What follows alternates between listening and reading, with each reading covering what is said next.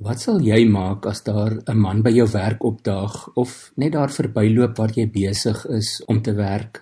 Jy is dalk besig om te bou of om bome te snoei of om te swys, of jy is besig om 'n pasiënt te ondersoek. Dalk is jy besig om 'n lesing aan te bied, of jy is die voorsitter van 'n vergadering. Miskien is jy besig om huis skoon te maak, of jy sit net en ontspan, kyk 'n bietjie televisie, of braai dalk saam met familie of vriende.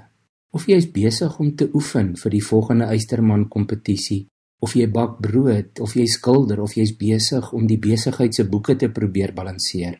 En daar kom 'n vriendelike jongman daar verby. Hy is omtrent 30 jaar oud, of dalk moet ek sê 30 jaar jonk. Hy het gewone klere aan, nie 'n dierpak klere nie, nie 'n uniform of iets snaaks nie, net gewone dorptoegaan klere.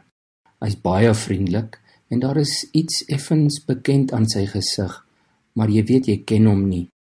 En dan kyk hy jou stip, maar vriendelik in jou oë, hy wink jou nader en hy nooi jou uit.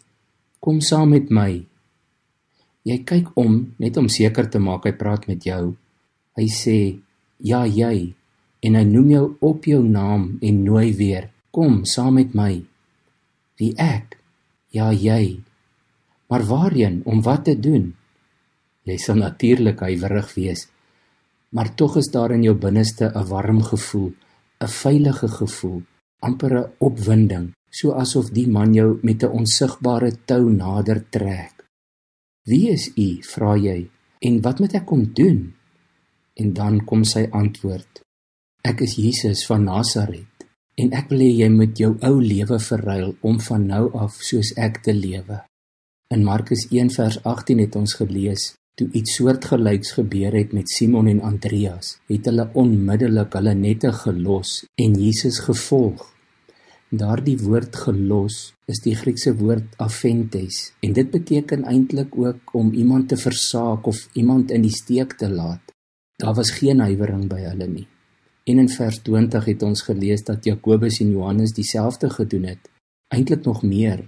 Hulle het hulle pa Zebedeus met die huurarbeiders in die boot agtergelaat en weggegaan agter Jesus aan. Die woord agtergelaat is presies dieselfde Griekse woord as die woord gelos.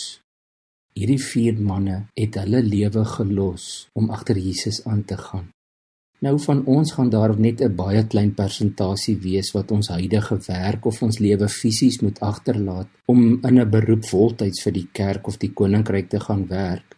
En dit sal ook 'n baie duidelike roeping wees. Maar vir die res van ons is die uitdaging om so te leef en elke dag so op te tree, dat mense nooit hoef te wonder vir wie jy volg en in wie se spore jy loop nie. Kom ons bid saam. Here, ons het u stem al soveel keer gehoor, ons het u al hoor roep. Vergewe ons as ons huiwerig is om onmiddellik te reageer. En wys ons deur u Gees wat presies verwag u van ons elke dag, wanneer ons u volg. Ek wil ook, Here, soos baie ander van u kinders, naby u, in u voetspore loop. Wys my hoe asseblief. Amen.